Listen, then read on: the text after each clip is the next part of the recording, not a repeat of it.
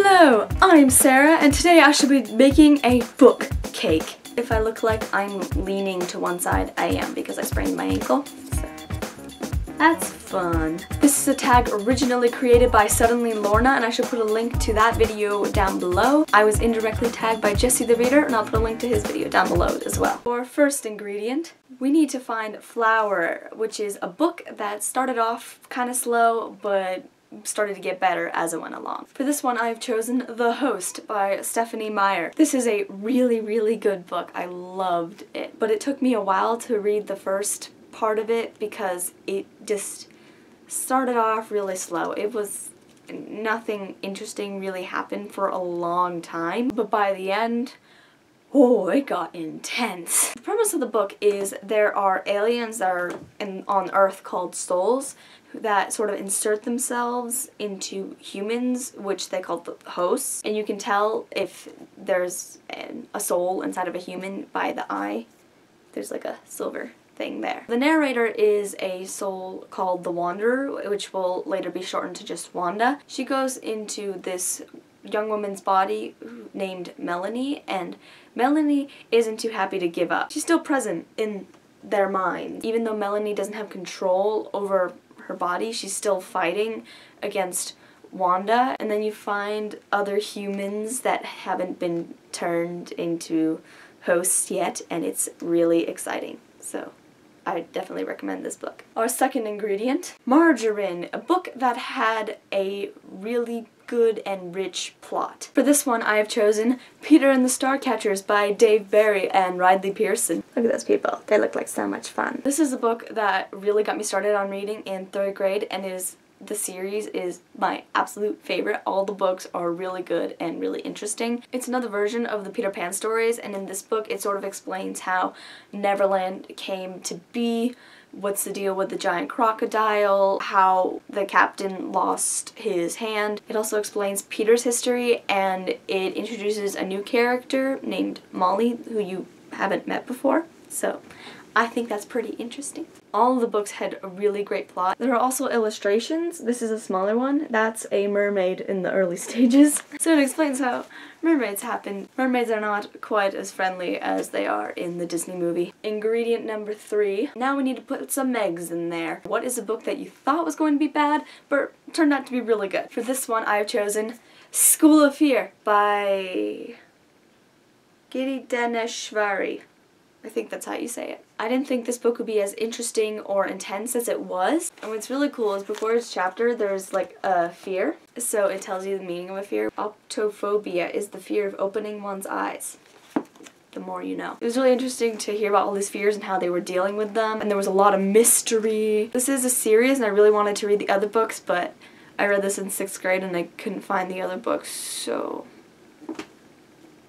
our 4th ingredient. We have already baked the cake and now it is time to put some icing on it. What is a book that covers all elements you look for in a book? For this one, I'm going with Clockwork Prince by Cassandra Clare. This book was mysterious, romantic, exciting, intense, sad, made you really angry. This book covered all the things I like, especially the romance, which was incredibly frustrating and so fun to watch unfold. The trilogy is one of my favorite series of all time, but I decided Clockwork Prince is the one I'm going with because it has the most. It's so rich. Number 5. Time for a few sprinkles. For this, we need to name a book series that we can turn to if we're ever down and we need a pick-me-up. I've chosen 2 series for this. One of them is Harry Potter, specifically The Philosopher's Stone. I feel like I don't even need to explain this one because it's a pretty obvious choice. And secondly, I've chosen the Percy Jackson series, specifically, I don't even know what this is called, Percy Jackson's Greek Gods. If I'm ever in between 2 books and I am emotionally scarred, I can just go and turn straight to Rick Riordan and his lovely sarcastic characters. I already know all of these myths, but they're told from Percy Jackson's point of view, and you know it's going to be incredibly and wonderfully sarcastic. There are a lot of beautiful pictures in it, and Percy sort of translates it, so it's understandable for all you people who don't like old-fashioned stuff. It really is quite a read-aloud book. When I first got it, I started reading it, and I would read it to my mom, and just because It's so funny. Introduction. I hope I'm getting extra credit for this. A publisher in New York asked me to write down what I know about the Greek gods, and I was like, can we do this anonymously? Because I don't need the Olympians mad at me again. But if it helps you to know your Greek gods and survive an encounter with them if they ever show up in your face, then I guess writing all this down will be my good deed for the week. That's just a small bit from this book, and it's a lot of fun to read, and it's also a great way to learn about the Greek myth, so read it. But it's unfortunately huge, and I can't fit it next to my Percy Jackson books. Just doesn't fit.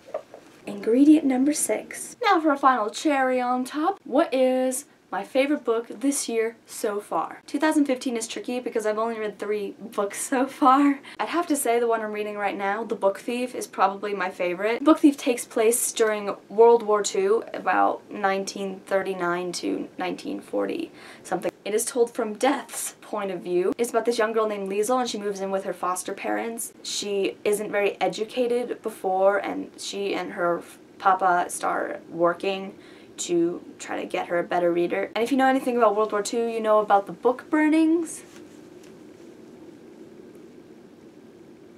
The title is called The Book Thief. Guess what happens? There's also a Jewish man named Max who has to stay hidden. The book is really good so far, so I definitely recommend it even though I haven't finished it yet. But if I'm doing 2014, that's also pretty hard because a lot of new books have come out, and my top 2 favorites for 2014 were Fangirl by Rainbow Rowell and Clockwork Prince by Cassandra Clare. That last one was a real shocker, wasn't it? Clockwork Prince is the second book in the Infernal Devices and takes place in the late 1800s, and there are a bunch of shadow hunters, which are people that fight demons, and they're part angel, and yeah, it is a very, very, very good series, and you should definitely pick it up. As soon as I heard the title Fangirl, I knew I had to read that book. It's your name, and you just gravitate towards it. It's about this twin named Kath who goes to her freshman year of college. She and her twin are like this. They're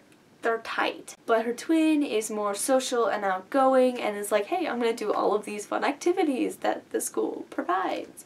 Like going to bonfires and hanging out with friends at bars and other stuff. And Kath is like, nah, I'm just gonna stay here running fan fiction. There's this Simon Snow series, which is kind of like a parallel to Harry Potter, and it just brings back so many memories of Harry Potter, and it's like, oh, the midnight releases, and the fan fiction, the excitement, and the theories, and it's just, oh! Kath is an extremely relatable character for someone like me. It's a contemporary, and it's really good, and I highly recommend it. So that's the end of the book tag. Thank you for watching. Please like this video if you liked it. Comment what books you would have used for these ingredients. And please subscribe to see more of my videos. Goodbye!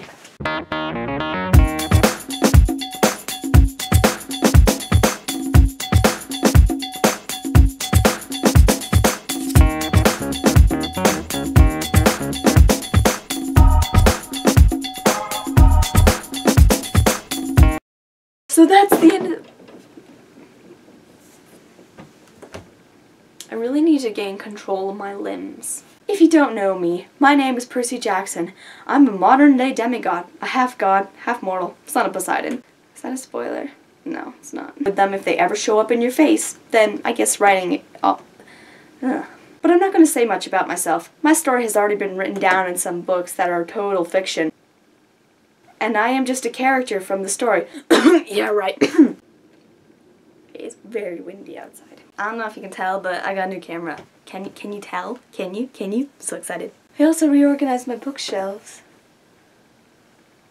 Look at that. There are more books down there, but yeah.